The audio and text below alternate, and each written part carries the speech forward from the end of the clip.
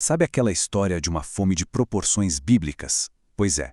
Hoje, vamos fundo para entender como essa crise não só quase acabou com o império, mas, na verdade, forjou uma estrutura de poder completamente nova no Egito Antigo. Uma crise que acabou redefinindo o que significava ser egípcio. Então a grande pergunta aqui é a seguinte: como é que uma crise de fome, uma coisa tão básica, pode redefinir uma nação inteira? Como é que um povo cede suas terras, seus bens e até a própria liberdade em troca de sobrevivência? Vamos mergulhar nessa história. E tudo isso começa de um jeito bem inesperado, com a chegada de uma única família. Mas não era uma família qualquer. Os descendentes deles se tornariam o povo de Israel. E a história deles no Egito começou basicamente com um pedido de refúgio. Olha só essa cena. Jacó e seus filhos, pastores lá de Canaã, são forçados a ir para o Egito para conseguir ajuda. O mais irônico de tudo, a salvação deles estava nas mãos do filho que eles mesmos venderam como escravo anos antes. José, que agora era o segundo homem mais poderoso do Egito, era a chave de tudo. E o pedido que eles fazem ao faraó é de uma humildade que impressiona. Eles não pedem terras, não pedem cidadania, eles pedem permissão para peregrinar e alimentar os rebanhos. É o clássico apelo de refugiados buscando asilo. E a resposta do faraó é surpreendentemente generosa. Ele não só deixa eles ficarem como dá o melhor da terra, a fértil região de Gósen. Guardem bem esse ato de generosidade, porque ele vai criar um contraste. E que contraste? Com o destino que esperava os próprios egípcios. Certo, agora vamos ampliar o nosso foco.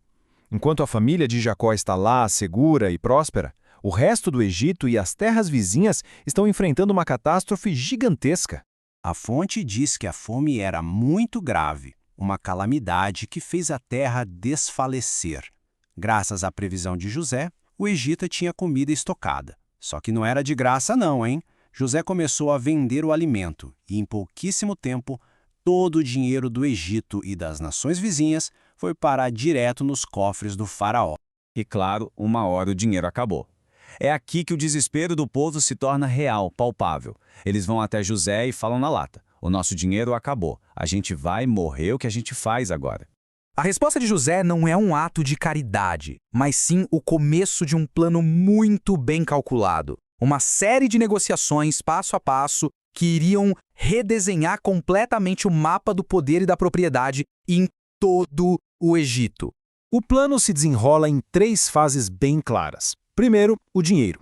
Quando acaba, José passa para o segundo ativo mais valioso, o gado. E quando o gado também se esgota, só resta uma coisa para o povo negociar: as suas terras e eles mesmos. E essa citação é devastadora. É o próprio povo que propõe o acordo final. A fome era tão, mas tão extrema, que a servidão parecia um preço justo a se pagar para sobreviver. Eles oferecem a si mesmos e a sua terra em troca de pão e sementes. E com essa oferta final, o plano se completa. Em uma única e gigantesca transação, José nacionaliza, na prática, toda a terra do Egito em nome do faraó. Uma consolidação de poder sem precedentes. E é importante entender que isso não foi uma medida de emergência temporária. As ações de José criaram uma estrutura social e econômica permanente, uma nova relação entre o povo e o Estado. 20%. Guarde este número. Ele é a pedra fundamental da nova economia egípcia e o legado permanente do plano de José. José estabelece uma lei, um estatuto que duraria gerações. A partir daquele momento, 1/5, ou seja, 20%, de tudo que a terra produzisse pertenceria para sempre ao faraó. Não era um pagamento único, era um imposto perpétuo.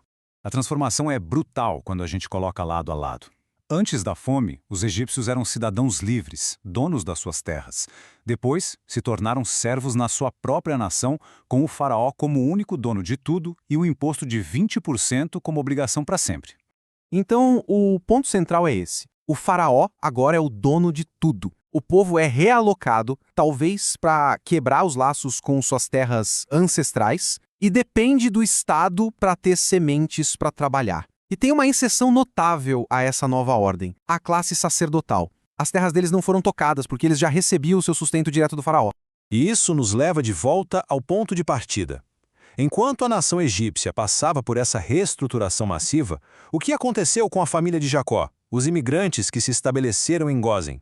O contraste é chocante. Enquanto os egípcios viravam servos na própria terra, os descendentes de Jacó, os israelitas, prosperavam como proprietários em Gósen. Dois povos, uma nação, mas destinos completamente opostos se desenhavam no horizonte. E nada mostra mais essa distinção do que o último desejo de Jacó. Depois de vive 17 anos no Egito, no leito de morte, ele faz José jurar que não vai enterrá-lo ali. Ele insiste em ser levado de volta para a terra dos seus antepassados. Mesmo com toda a prosperidade, ele nunca se considerou egípcio. Eles eram e continuavam a ser peregrinos.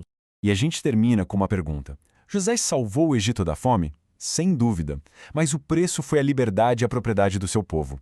A estratégia dele foi um golpe de mestre em administração de crises que salvou vidas ou foi um ato de subjugação oportunista que criou um estado feudal? A resposta talvez não seja tão simples.